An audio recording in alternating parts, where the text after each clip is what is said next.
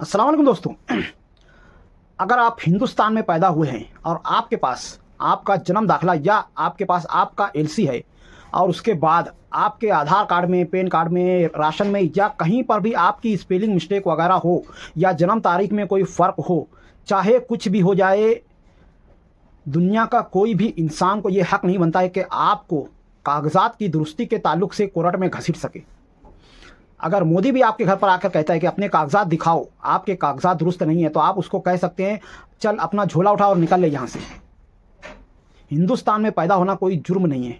अगर आप हिंदुस्तान में पैदा हुए हैं, आपके पास आपका जन्म दाखिला है, तो देश के संविधान में ऐसा कोई कानून नहीं है कि जो आपको ये कह सके अगर कागजात दुरुस्त नहीं करवाए तो आप पर एसआईटी होगी, आप पर एसआईआर लागू होगा या आपको एनआरसी वगैरह पर लागू किया जाएगा या आपको देश से बाहर निकाला जाएगा।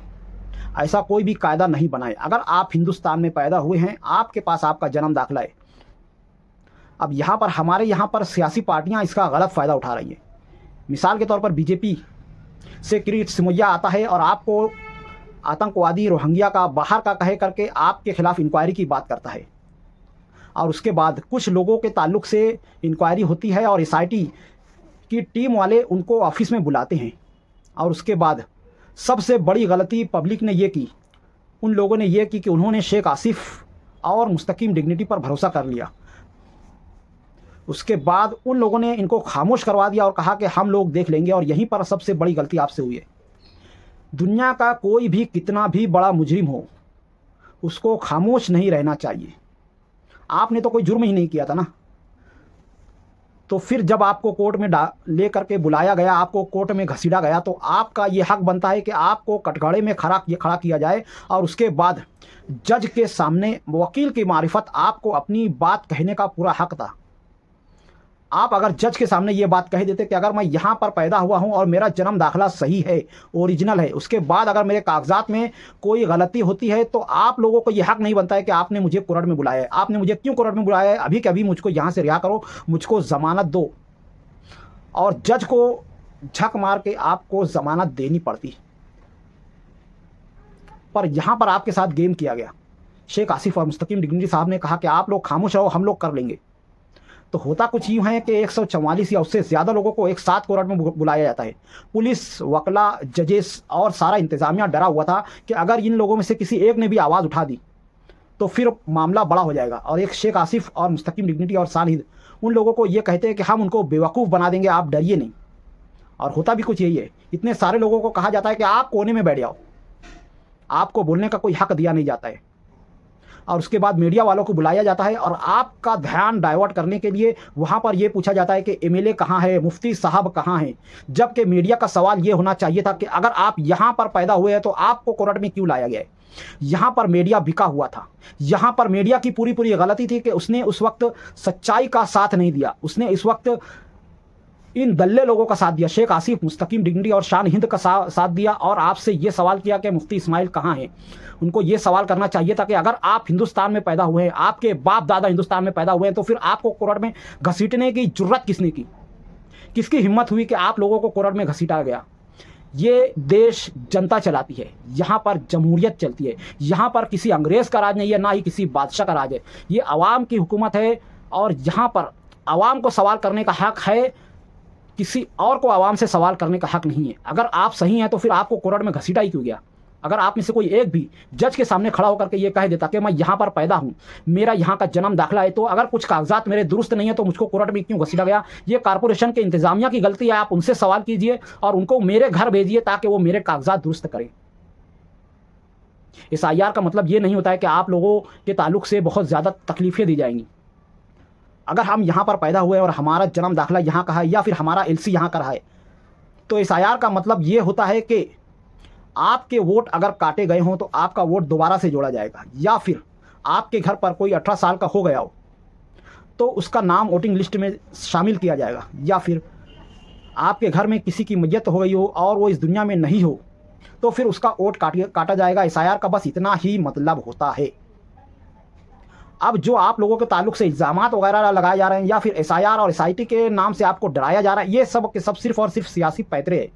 इसका ना ही सेंट्रल गवर्नमेंट से कोई ऑर्डर निकला है, ना स्टेट गवर्नमेंट से कोई ऑर्डर निकला है, ना ही सुप्रीम कोर्ट ने यह ऑर्डर किया है कि इस तरह से इंक्वायरी की जाए, ना ही किसी हाई कोर्ट ने ऑर्डर किया है, ना ही सेशन कोर्ट ने। ये सिर्फ और सिर्फ राजनीतिक चालें हैं। अब आपको इससे किस तरह से बचना होगा हम आपको बताते हैं। आपके पास कोई भी ऑफिसर आए, चाहे फिर एसआईआर के ताल्लुक से हो, एसआईटी के ताल्लुक से हो, एनआरसी के ताल्लुक से हो, या फिर सीएए के ताल्लुक से हो, आपके घर पर अगर कोई भी ऑफिसर आता है, आपको मीडिया का इंतजार करने की ज़रूरत नहीं है। आप उस ऑफिसर से उसका नाम पूछिए, उसको किसने भेजा है उसका नाम पूछिए, कौन सी जॉब पर है वो पूछिए, उसके कागजात देखिए कि वो वाकई में सही ऑफिसर है या कोई बोगस ऑफिसर है। पूरी इंक्वायरी करने के बाद आपका अपना मोबाइल है, ये मोबाइल आपको सिर्फ और सिर्फ रील की स्क्रोलिंग करने के लिए नहीं है कि आप यूँ शॉर्ट देखते जाओ और बस आपका टाइम पास है। ये आपकी ताकत है, ये है सोशल मीडिया। आपको इंस्टाग्राम चलाना नहीं आता है, आपको यूट्यूब चलाना नहीं आता है, कोई बात नहीं। आप एक वीडियो बनाइए, बताइए कि मैं हिंदुस्तान में पैदा हुआ हूँ, मेरा बाप हिंदुस्तान में पैदा हुआ है और ये लोग मेरा कागज़ मांगने आए हैं, इसका ये नाम है और इसको इसने भेजा है, जबकि मेरा जन्म दाखिला सही है, जो कागजात की दुरुस्ती है मैं वो कॉर्पोरेशन से करवा लूँगा, उसके बावजूद ये लोग मुझको परेशान कर रहे हैं। आप ज़रा सा एक वीडियो बनाइए, ये वापस दुम दबा करके भागेंगे और अपने उन आकाओं के पास जाएंगे, उन सियासी लोगों के पास जाएंगे जिनके पास जा करके ये बताएंगे कि देखो यहाँ पर तो ऐसे का ऐसा हो गया, खेल उल्टा हो गया। हम लोग समझ रहे थे कि ये खामोशी से डरने वाले लोग हैं, ये तो आवाज़ उठाने वाले लोग हैं। इनको समझ में आ जाएगा कि अगर आपको हाथ भी लगाया गया तो पूरी दुनिया को आप सोशल मीडिया के जरिए ये बात बता सकते हैं, आपका कोई एक बाल भी उखाड़ नहीं सकेगा। अफसोस की ये बात है कि आप लोग सियासी लोगों के ऊपर भरोसा करके खामोश रह जाते हैं और यही खामोशी आपको लेकर डूबते जा रही है। इस वक्त पूरी देश के हर एक इंसान से, चाहे फिर वो हिंदू हो या मुसलमान हो, अगर आपके पास किसी भी तरह की इंक्वायरी आती हो, एसआईटी की हो, एसआईआर की हो, सीएए की हो, एनआरसी की हो, किसी भी तरह का कोई गवर्नमेंट की तरफ से कोई भी ऐसा कायदा है नहीं। ये सिर्फ और सिर्फ राजनीतिक चालें हैं, आप लोगों को दबाने के लिए, आप लोगों को डराने के लिए और अपना सियासत का खेल खेलने के लिए। कोई भी गवर्नमेंट ऑफिसर, मेरा खुद एसआईटी के बड़े ऑफिसर जो नासिक में थे या मालेगांव आए थे, उन्होंने अपना नाम बताने से मना किया है, ये बातें कही है। जब मैंने उनसे पूछा कि आप लोग क्यों नासिक से आकर के हम लोगों को परेशान कर रहे हो, तो उसने क्या जवाब दिया पता है?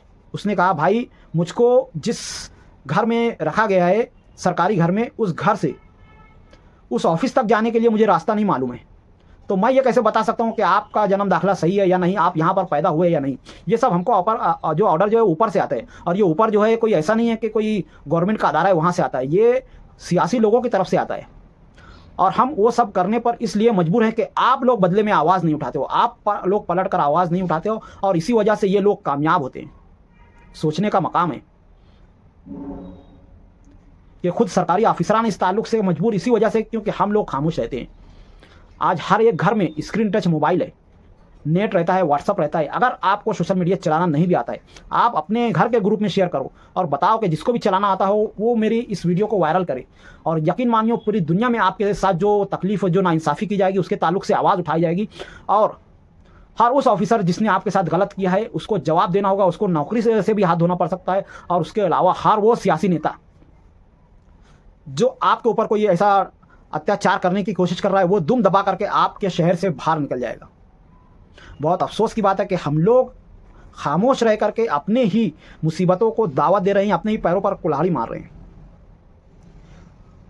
आपको अच्छी तरह से पता होगा कि देश 15 अगस्त को आज़ाद हुआ 1947 को, और संविधान लागू किया गया 26 जनवरी 1950 को। 2.5 साल का अरसा पूरा लगा इस तरह के कवानीन बनाने में। तो आप कैसे ये सोच सकते हैं कि हमारे ताल्लुक से कोई ऐसा गलत कानून बना होगा कि कोई आदमी हिंदुस्तान में पैदा होगा और उसका कागज़ दुरुस्त नहीं होगा तो उसको हिंदुस्तान से बाहर कर दिया जाएगा? हो ही नहीं सकता है।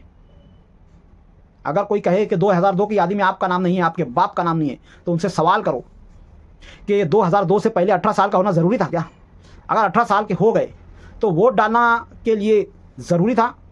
इस तरह के जो दोगले कानून बनाने की कोशिशें करेंगे, ये सिर्फ और सिर्फ सियासी पार्टियां कर रही हैं। हमारे संविधान में ऐसा कोई भी कानून नहीं है, और इस तरह की चीज़ों को उसी वक्त लागू किया जा सकता है जब हम लोग खामोश रहेंगे।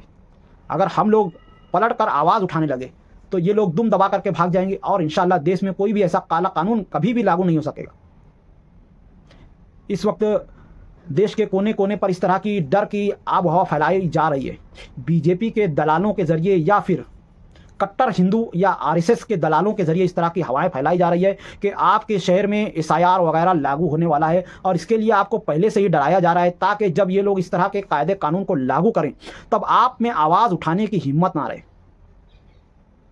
आपको समझना होगा कि अगर आप यहाँ पर पैदा हुए हैं हिंदुस्तान में, आपके माँ बाप यहाँ पर पैदा हुए हैं और 50 साल से आप हिंदुस्तान को टैक्स देते आ रहे हैं और हिंदुस्तान को वोट देते आ रहे हैं, तो किसी माई के लाल की हिम्मत नहीं है कि आपसे कागजात तलब करे। और अगर आप कॉर्पोरेशन ऑफिस में जाते हैं अपने कागजात दुरुस्त करने के लिए और वहाँ पर कोई ऑफिसर आपके साथ नकार नुकुर करता है या कहता है कि अभी नहीं बाद में आना ये है, तो वो फ़ौरन मोबाइल निकालिए, वीडियो बनाइए, उस ऑफिसर का नाम पूछिए जो इस वक्त यहाँ पर है या फिर छुट्टी लेकर के गया है, और पूछिए कि अगर मैं यहाँ पर टैक्स देता हूँ, हमारे पैसों से अगर आपको पगार मिलती है तो आप इस वक्त क्यों नहीं है यहाँ पर, और नहीं है तो आपने उसके बदले में किसी और को क्यों नहीं रखा। एक छोटे से कारखाने में भी अगर कारीगर बदली देता है तो सेठ का काम होता है कि दूसरे कारीगर को, बदली वाले को रोकड़ा लगा करके 2 पैसे ज़्यादा दे करके वो काम करवाता है। हम जब अगर टैक्स दे रहे हैं तो उनका काम था, गवर्नमेंट का काम है कि अगर कोई ऑफिसर उस वक्त तो नहीं है किसी भी वजह से, चाहे वो शहर का कमिश्नर ही क्यों ना हो, तो उसका काम था कि असिस्टेंट कमिश्नर या फिर किसी और को उस काम के लिए रख करके जाता, ताकि पब्लिक का कोई आदमी अगर आए, पब्लिक वहाँ पर अपनी तकलीफ लेकर के आए कि हमारा कागज़ दुरुस्त करो, तो उनका ये काम था कि उस चीज़ को करें। अफसोस की बात यह है कि हम ये सब जानते ही नहीं हैं कि आवाज़ उठाना क्या होता है, हमारे हुकूक क्या हैं। सारे के सारे हुकूक हमारे ही हैं क्योंकि हम टैक्स देते हैं, हम इन लोगों को पगार देते हैं। और ऐसे दलाल नेता, चाहे फिर वो शेख आसिफ हो, मुस्तकीम डिग्निटी हो, शान हिंद हो, या और कोई भी बीजेपी का किरीट सुमैया वगैरह हो, इन लोगों के बहकावे में बिल्कुल भी ना आए। आपको समझना होगा कि आपके मुंह में ज़बान है, आप यहाँ पर पैदा हुए हैं, आपके घर तक कोई आ जाए टांग तोड़ डालो उसकी। बोल दो अगर मैं यहाँ पर पैदा हुआ हूँ, मेरा जन्म दाखिला है, उसके बाद जो भी मेरे कागजात में दुरुस्तगी करने की है वो मैं करवा लूँगा, और कब करवाऊँगा ये मेरे ऊपर है, कभी दोबारा यहाँ पर आना मत। बहुत ज़रूरी है इस तरह की बातें करना। आप लोगों को डराया जाता है कि नहीं कोर्ट में बोलना मत, खामोश रहना। कितना भी बड़ा मुजरिम हो उसका ये हक होता है, हम तो मुजरिम भी नहीं है, उसका ये हक होता है कि वो कटघरे में खड़ा हो और वकील की मारिफत जज को अपनी बात कहे कि देखो ऐसे का ऐसा है। लोग तो झूठ बोल करके निकल जाते हैं ना। मालेगांव में बम ब्लास्ट हुआ, 17 साल के ऊपर हो गया है, आज तक उसके मुजरिमीन को पकड़ा नहीं गया। क्यों? सब कुछ जानते बूझते वो लोग आवाज़ उठाना जानते थे, और हम लोग खामोश रहते हैं और इसके बाद हमारे पास ऊपर ये जुल्म किए जा रहे। 9 से 10 महीना हो चुका है SIT के ताल्लुक से लोग परेशान हैं, पर कोई एक आवाज़ नहीं उठा रहे कि अगर मैं यहाँ पर हूँ। आप मीडिया के जरिए नहीं बोल सकते हैं, आप मोबाइल पर बोलिए, व्हाट्सएप पर बोलिए, इंस्टाग्राम पर बोलिए, यूट्यूब पर बोलिए। हज़ारों ऐसे यूट्यूबर्स हैं, हज़ारों ऐसे यूट्यूब क्रिएटर्स हैं, हज़ारों ऐसे इंस्टा पर क्रिएटर्स हैं जो आपकी आवाज़ को वायरल करेंगे, आपकी आवाज़ को फैलाएंगे। पर आप खुद तो पहले बोलिए। आपके साथ जुल्म हो रहा है और आप इन सियासी नेताओं के रहम करम पर बैठे हुए हैं, जिन्होंने कॉर्पोरेशन का छोटा सा मामला सेशन कोर्ट ले जाया गया और उसके बाद अब हाई कोर्ट पर ले जाया गया। इतने बड़े मुजरिम हो आप, हाई कोर्ट में आपकी सुनवाई होगी। तो ज़रा ठंडे दिमाग से एक बार बैठकर सोचो कि आपके साथ कितना बड़ा गेम किया गया है। हज़ारों लोगों के ऊपर SIT की इंक्वायरी बैठी है। कोई एक आदमी भी अगर जज के सामने खड़ा होकर के ये बोल देना कि मैं यहाँ पर पैदा हुआ हूँ, मेरा जन्म दाखिला सही है, तो बाकी कागज़ के लिए तुमको किसने हक दिया है कि तुम मुझको कोर्ट में घसीट सको। ये नगर पालिका का, ये कॉर्पोरेशन का काम था कि मेरे कागजात को दुरुस्त कराए। मैं वहाँ पर पहुँचता हूँ तो लोग नहीं मिलते हैं। आप खुद बोलिए, आप अपनी तकलीफ़ तो बताइए कम अज़ कम। मेरी इस वीडियो का मकसद किसी पर इल्ज़ाम तराशी करना या किसी पर इल्ज़ाम लगाना नहीं है। इसमें मैंने अपना ओपिनियन शेयर किया है, अपनी राय शेयर की है। कोई भी इस बात को गलत अंदाजे से ना ले। मेरा मकसद सिर्फ़ और सिर्फ मालूमात शेयर करना या इंटरटेन करना था, और कुछ नहीं। तो आज की वीडियो के बारे में आपका क्या ख्याल है कमेंट में ज़रूर बताएं। मिलते हैं अगली वीडियो में, तब तक के लिए खुदा हाफिज़। अस्सलामु अलैकुम वरहमतुल्लाहि वबरकातुहू।